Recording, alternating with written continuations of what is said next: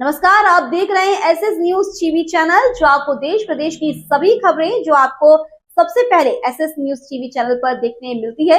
ताजा खबरों के लिए एसएस न्यूज टीवी चैनल व फेसबुक पेज को लाइक सब्सक्राइब। गुना में प्रधान डाकघर एवं पासपोर्ट सेवा केंद्र के विस्तारीकरण भवन का लोकार्पण किया गया। यह भवन 1154 वर्ग फीट में रुपए 43,18,000 की लागत से बनकर तैयार हुआ है, जिसमें पासपोर्ट सेवा केंद्र, आधार नामांकन एवं अद्यतनीकरण, नागरिक सेवा केंद्र आदि सेवाएं आमजन को प्राप्त होंगी, जिसका लोकार्पण केंद्रीय एवं दूर संचार मंत्री ज्योतिरादित्य सिंधिया ने किया, जिसमें उनके द्वारा भारतीय डाक विभाग के इतिहास एवं महत्व के साथ साथ विभाग के आधुनिकीकरण सहित आगामी प्रोजेक्ट की भी जानकारी विस्तार से दी गई।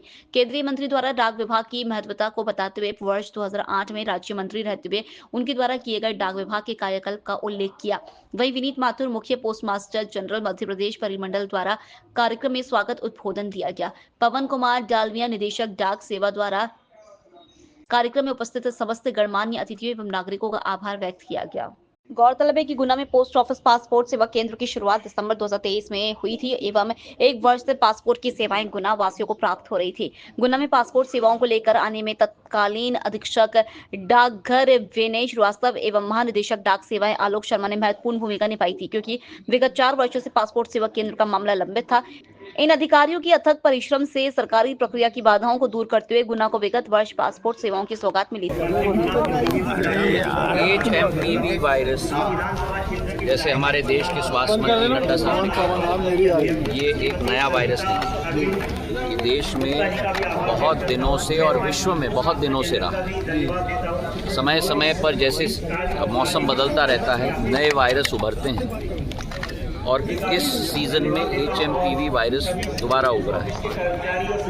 मैं निवेदन करूंगा आपके द्वारा सभी हमारे नागरिकों को सदैव हाथ धोएं, अपने आप को साफ सुथरा रखें और कोशिश रहे कि कोई भी जुकाम या कोई भी बीमारी हो तो इमीडिएटली जाके चेकअप करवाएं, क्योंकि शुरुआत में कोई प्रॉब्लम नहीं हो सकती, पर बाद में थोड़ी रेस्पिरेटरी प्रॉब्लम हो सकती है।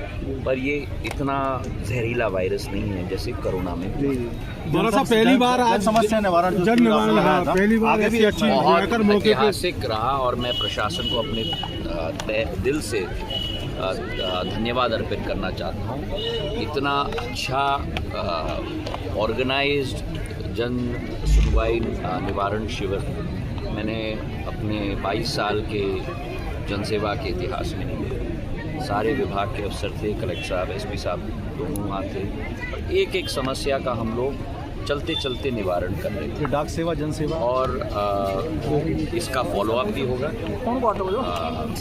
कलेक्टर साहब और एसपी साहब और हम इसका फॉलोअप करेंगे ताकि संतुष्टि से आपका समाधान हो पाया तो आपको सूचना मिलेगी, नहीं हो पाया है तो उसकी भी सूचना कारणवश आपको दी जाएगी। और ऐसा ही शिविर हर विधानसभा में हम लोग आयोजित करेंगे। और पवन खेड़ा जी ने कहा है कि इंडिया एयरलाइंस नहीं ऑलरेडी अपग्रेड हो गया। देखो बिल्डिंग को देखो, इतना सुंदर हो गया भाई, नया बिल्डिंग है। AI से कुछ जुड़ा हुआ नहीं, AI आप AI पे आप मामूली फोकस मत करो। नहीं, कंप्यूटराइजेशन होगा, पर पासपोर्ट भी टेक्निकल विषय है। ऐसा नहीं है कि AI के द्वारा आप पासपोर्ट सेवा कर सकते हैं, क्योंकि आपका सिक्योरिटी चेक होना पड़ेगा, पुलिस का चेक होना होगा। इसलिए इसका विकेंद्रीकरण प्रधानमंत्री जी ने कहा है बहुत ज़रूरी है, हर एक लोकसभा में होना चाहिए। अभी 441 हो गए, हमको 544 तक पहुंचना है, मतलब 100 और हमको करने हैं। तो हम इस साल और अगले साल में हम लोग करेंगे, पर एक एक लोकसभा में पहुँचे ताकि इसका विकेंद्रीकरण हो और व्यक्ति को ऑफिस सरकार का चक्कर ना खाना पड़े, सरकार उपलब्ध हो जनता की सेवा के लिए। भवन 4 महीने में तैयार किया गया है हमारी सिविल विंग के द्वारा, इलेक्ट्रिकल विंग के द्वारा मॉडर्न कंस्ट्रक्शन किया गया है। इसमें आधार सेवाएं, पासपोर्ट सेवा, CSC कॉमन सर्विस सेंटर की सुविधाएं दी जाएंगी। इसके अतिरिक्त और नागरिक सेवाएं जो केंद्र सरकार वहां जोड़ेगा, जैसे कि आदरणीय संचार मंत्री जी कह रहे थे कि सोलर पैनल की सुविधा वगैरह, उसकी जानकारी प्राप्त करना और लोगों को और जानकारी देने की सुविधाएं प्रदान की जाएंगी। ये भवन इसी हेड पोस्ट ऑफिस का एक्सटेंशन है और इसमें पासपोर्ट सेवा केंद्र में जो एक काउंटर चलता था उसका विस्तारीकरण करके 2 काउंटर लगभग चलाए जाएंगे। आवश्यकता पड़ी और विदेश मंत्रालय से 40 से अधिक हमें अपॉइंटमेंट्स प्राप्त हुए, तो और काउंटरों को भी जोड़ा जा सकता है। ये आम जन को यहाँ पे आसपास सुविधा देगा। और पासपोर्ट की जैसे आपको जानकारी है, आसपास के क्षेत्रों में पड़ोस के राज्यों से भी लोग आते हैं जिनको कि पासपोर्ट की सुविधा दी जा रही है। जैसा कि आदरणीय मंत्री जी ने बताया, 22 जो हैं पासपोर्ट सेवा केंद्र हैं और 6 और इस साल में बनाए जाएंगे। जितना कार्य वो इंफ्रास्ट्रक्चर और बिल्डिंग्स के लिए कर रहे हैं, उन्होंने पूरा निरीक्षण किया और आदेश दिए हैं कि गुना संभाग में, जो कि शिवपुरी ज़िला है, अशोकनगर ज़िला है और गुना ज़िला है, इसमें लगभग 50 पोस्ट ऑफिस हैं, जिसमें से 6 पोस्ट ऑफिस पहले नवीनीकृत और नई बिल्डिंग की गई थी।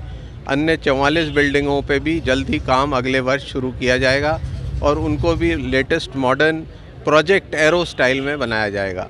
मैं आशा करता हूं कि ये नया भवन सभी नागरिकों के लिए सुविधाजनक होगा और गुना की जनता को सहायतार्थ रहेगा। धन्यवाद। सर, एक दिक्कत देखने में आती है कि जो डॉक्यूमेंट्स लिए जाते हैं उनमें स्पेलिंग अलग अलग होती है कई लोगों की। चूँकि ये ग्रामीण परिवेश है तो अधिकतर सारे डॉक्यूमेंट्स में एक ही स्पेलिंग नहीं होती है, और जो लोग पुराने लोग रहते हैं तो मार्कशीटों में संशोधन भी बंद हो गए हैं, तो उसके लिए क्या कर सकते हैं? देखिए, इसके नियम विदेश मंत्रालय द्वारा ड्राफ्ट किए जाते हैं।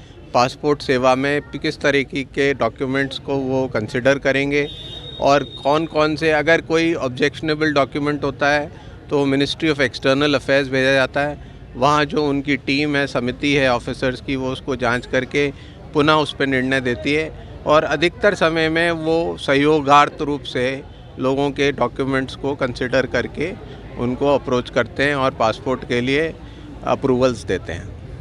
Thank you. ऑफिस के लिए कितने कर्मचारियों की निर्धारित की गई है? नहीं, अभी 40 स्लॉट्स हैं, 40 प्रतिदिन करते हैं। कुछ व्यक्ति अपना जो अपॉइंटमेंट है उसको रीशेड्यूल कर लेते हैं, तो 20 से 25 लोग ही अपने पूर्ण कागज़ों के साथ आते हैं और 30 हैं, किसी दिन 40 भी हो जाते हैं, तो 40 किए जाते हैं। लगभग एक काउंटर या से आदमी काम कर लेता है, लेकिन आवश्यकता पड़ने पे, जैसा मैंने अभी बताया, हम 2 काउंटर तक बढ़ाने को, यहाँ पर नया जो सुविधा की गई है 2 काउंटरों की गई है, वहाँ 2 कर्मचारी कार्यरत रहेंगे। Thank you.